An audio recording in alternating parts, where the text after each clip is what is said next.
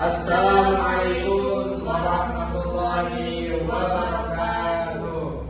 Bismillahirrahmanirrahim. Alhamdulillahirobbilalamin. Allahumma sholli ala sayyidina Muhammad wa ala sayyidina Muhammad.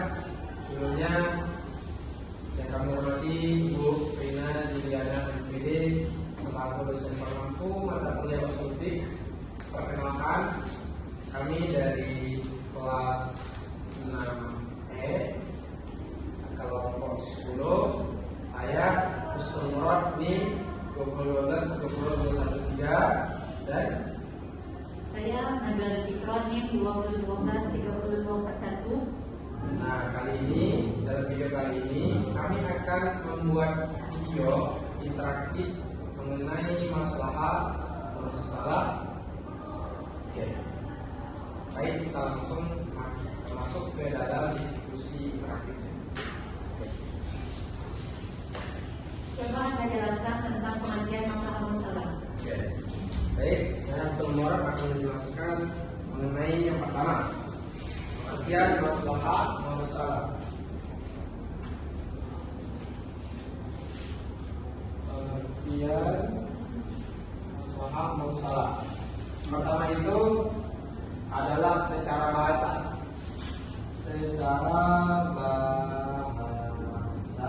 Dan yang kedua adalah secara istilah. Nah, yang pertama secara bahasa. Secara bahasa, kami mengambil dari kitab Al-Wajiz Ushul Fiqh karya Imam Al-Ghazali yang berbunyi al-maslahatul mursalah ayil manfaatul mutlaqah. Al-maslahatul mursalah mursalah ayil manfaatul mutlaqah. Ayil manfaatul mutlaqah. Nah, artinya masalah adalah manfaat atau masalah adalah suatu manfaat atau maslahat yang berfungsi yang bersifat mutlak secara umum dan tidak terikat. Nah, itu adalah pengertian masalah secara bahasa. Kemudian yang kedua secara istilah. Pertama, wa fi istilahil usuliyyin yal wasful ladzi yulaimu tasarrufat asy-syari'i wa maqasidah. Nah, kalau secara istilah, menurut ulama usul fiqh, masalah ia adalah suatu sifat yang sesuai dengan tuntunan dan tujuan syariat Islam. Nah, suatu sifat yang sesuai dengan tuntunan dan tujuan syariat.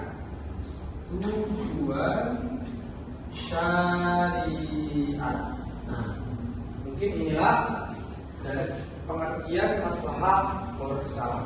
Kemudian Coba saya jelaskan tentang dasar hukum masalah musalah. Nah, baik. Kemudian yang kedua adalah dasar hukum.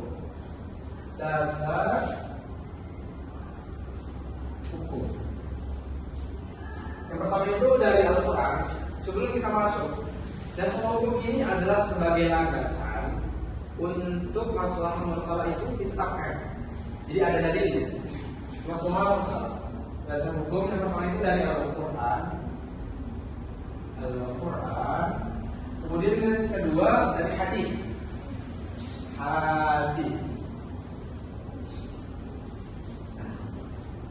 Dari Al-Quran, Allah Subhanahu wa taala berfirman, "A'udzubillahi minasyaitonir rajim. Bismillahirrahmanirrahim. Yuridullahu bikumul yusra wa la yuridu bikumul 'usra." Nah, yuridullahu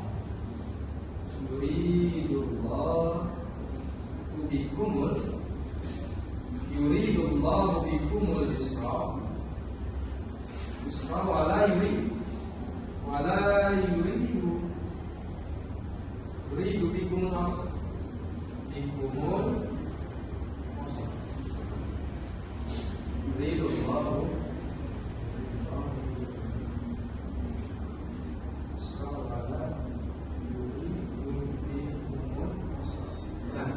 Artinya Allah menghendaki kemudahan bagimu dan Allah tidak pula menghendaki kesukaran bagimu. Nah, ini dari Al-Baqarah. Al-Baqarah 185. Nah, 185. Ayat ini sebagai bukti bahwa syariat Islam itu ditetapkan di atas kemaslahatan umat manusia. Jadi syariat Islam itu dibuat untuk kemaslahatan umat. Itu tujuan utamanya. Nah, kemudian yang kedua dari hadis. Diriwayatkan dari an Abi Sa'id al-Khudri radhiyallahu anhu anna Rasulullah sallallahu alaihi wasallam qala la darara wa la dirara. Rawahu Ibnu Majah. Hadis la darara wa la dirara. Rawahu Ibnu Majah.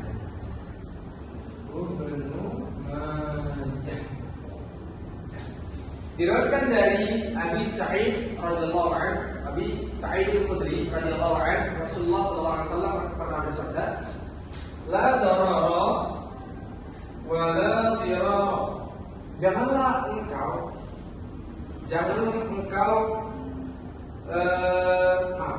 Janganlah engkau membahayakan dirimu dan jangan pula engkau membahayakan orang lain.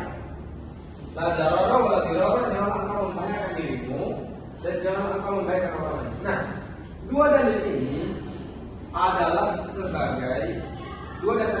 sebagai landasan dalam konsep maslahah mursalah, yaitu untuk menunjang kemaslahatan dan menolak kemudaratan untuk kehidupan manusia. Nah, kemudian mungkin sekian dari bab dasar hukum. Kemudian yang ketiga, lanjut. Coba Anda jelaskan tentang kualifikasi masalah musyawarah. Nah, mungkin selanjutnya tentang kualifikasi maslahah musyawarah.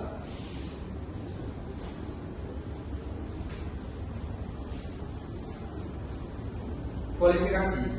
Perlu diketahui, kualifikasi ini adalah macam-macam. Adalah syarat-syarat. Kualifikasi artinya syarat yang harus dipenuhi untuk melakukan satu hal. C. Kualifikasi maslahah mursalah. Yang pertama, yang berbunyi al-takunal maslahatu mulazimatan limaqa syari'. Yang pertama, harus sesuai dengan tuntunan syariat Islam, sesuai tujuan syariat Islam. Nah, ini tidak boleh. Jadi masalah itu tidak harus sesuai dengan tujuan syariat dan tidak boleh bertentangan dengan Al-Quran, Sunnah dan dalil-dalil syar'i lainnya. Nah, tidak boleh bertentangan dengan Al-Quran, Sunnah dan dalil syar'i lainnya. Nah, kemudian yang kedua, yang pertama harus sesuai dengan tujuan syariat. Yang kedua, takuna ma'qulah fi dzatiha, artinya dia adalah ahmiyah. Maslahah harus benar-benar nyata. Jadi masalah itu bukan ngarang ya, bukan ngarang, harus rasional. Karena apa? Karena akan memberikan maslahat untuk umat dan menolak kemudaratan. Jadi bukan hanya dugaan, harus nyata. Istilahnya itu faktual dan nyata. Itu yang kedua. Yang pertama sesuai syariat, yang kedua faktual dan nyata. Kemudian yang ketiga al-takuna maslahatan ammatan linnas walaysat maslahatan syakhsiyah. Maslahah artinya maslahah harus sesuai dengan kepentingan umum. Jadi masalahnya kalau ditetapkan harus sesuai kepentingan umum. Kepentingan umum bukan hanya untuk kepentingan diri pribadi atau golongan tertentu, harus untuk kepentingan umum, masyarakat umum. Nah,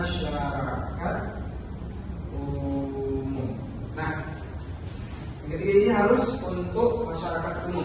Jadi masalahnya itu harus umum, untuk kepentingan umum ya, bukan kepentingan diri sendiri atau golongan tertentu. Nah, kualifikasi ini adalah hal-hal yang harus dipenuhi ketika ingin menetapkan maslahat, karena masalah ini untuk kemaslahatan manfaat umat, jadi harus sesuai aturan. Ini aturan, tiga ini adalah aturan. Jadi menetapkannya harus sesuai aturan, bukan secara bebas. Nah, inilah guna dari kualifikasi. Contoh, ketika pada zaman Nabi, pada Khalifah Umar, kemudian berlanjut ke Khalifah Utsman, itu mereka melakukan kebijakan pengumpulan mushaf atau pembukaan mushaf. Nah, itu salah satu contoh masalah mushaf. Contoh pembukuan Al-Quran. Ini adalah salah satu contoh masalah. Mungkin sekian dari saya, dan dilanjutkan dengan teman kami itu Nabi Adam Fikro. Oke, Nabila, saya ingin bertanya kepada Anda. Coba Anda jelaskan macam-macam masalah mursal. Baiklah, saya akan menjelaskan tentang macam-macam masalah itu terbagi menjadi 3.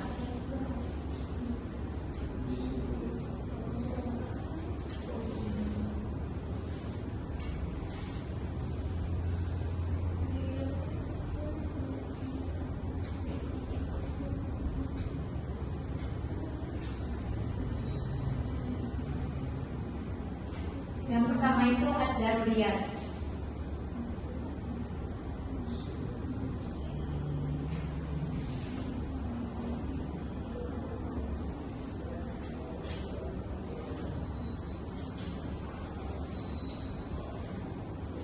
Ad-daruriyat wa yallati yuqsadu biha anhu wa la yuqsadu biha arju, yaitu ad-daruriyat adalah kemaslahatan yang menjadi penopang kehidupan agama dan dunia manusia, seperti terbagi menjadi 5.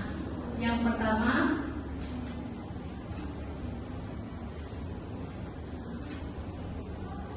menjaga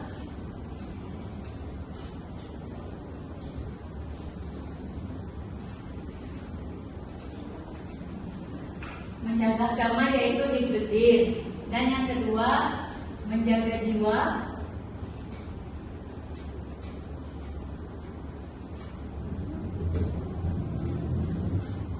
Menjaga jiwa yaitu hifdzun nafs. Dan yang ketiga, menjaga akal.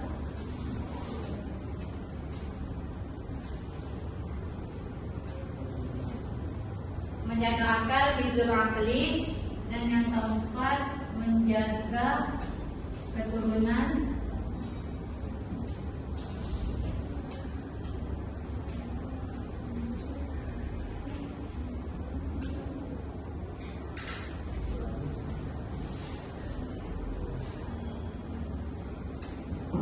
Menjaga keturunan itu nasab, dan yang terakhir menjaga harta.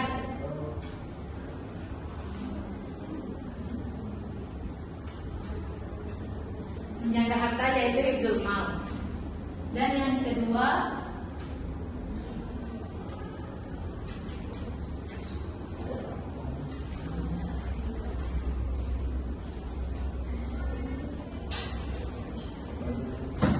al-hajiyat allati yaqsadu anhu alaihim wa la yaqsadu biha.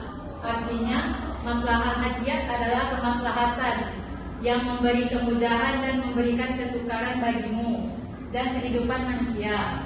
Dan yang ketiga, al-tasniyah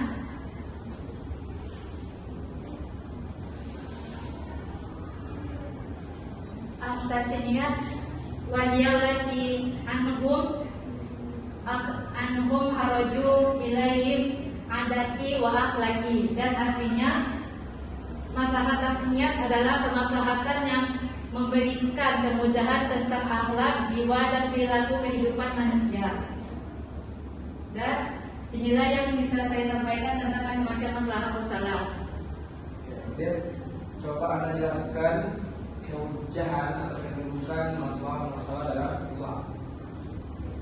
Keujahan atau kedudukan masalah itu terbagi menjadi 4 mazhab.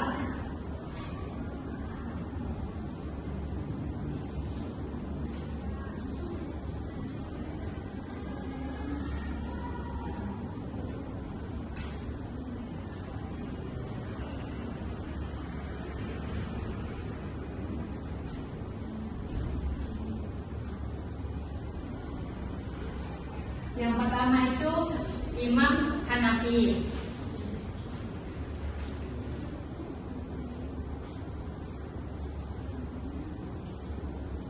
Imam Hanafi adalah imam yang memberi kemaslahatan untuk kemudahan dari kehidupan manusia. Dan yang kedua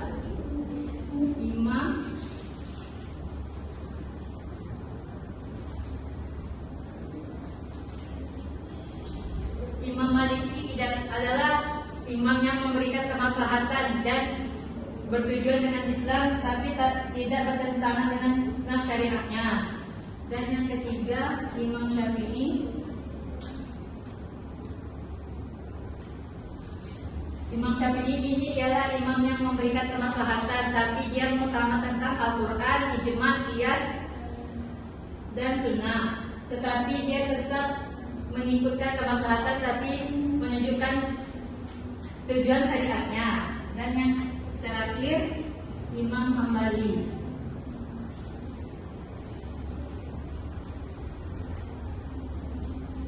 Imam Hambali ini imam yang memberi kemaslahatan, tapi takut bertujuan dengan tentangan syariat Islamnya. Dan inilah yang bisa saya terangkan tentang keujahan maslahat mursalah. Dan yang terakhir analisis menurut saya.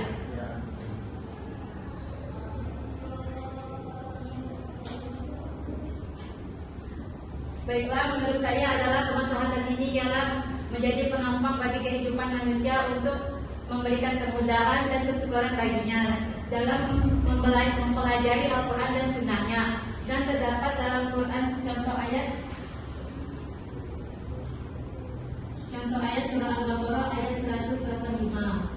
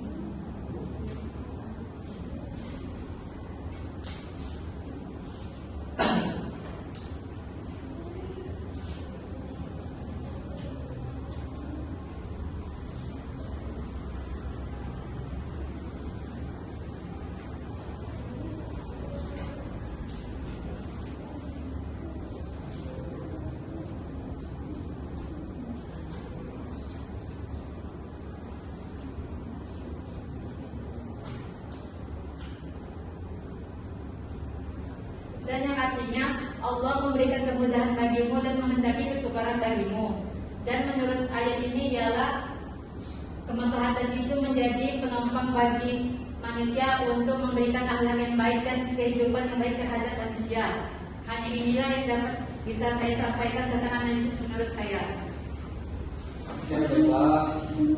Mungkin sekian penjelasan maslahat mursalah dari kelompok 10 atau kelompok kami. Itu tadi ada kajian maslahat mursalah secara bahasa, istilah, kemudian dasar hukum dari Al-Quran Al-Baqarah 185, dari hadis, kemudian selanjutnya dari kualifikasi, harus sesuai syariat, harus fakta dan bersifat kepentingan umum. Kemudian ada macam-macam daruriyat, al-hajiyat, tahsiniyah, kemudian kelima kerujukan. Kerujukan ini kedudukan menurut imam empat mazhab. Kemudian yang terakhir adalah analisis dari kami. Itulah yang mungkin yang dapat kami sampaikan dan jelaskan. Mohon maaf apabila terdapat kekeliruan. Kami akhiri. Wabillahi taufiq wal hidayah. Wassalamualaikum warahmatullahi wabarakatuh.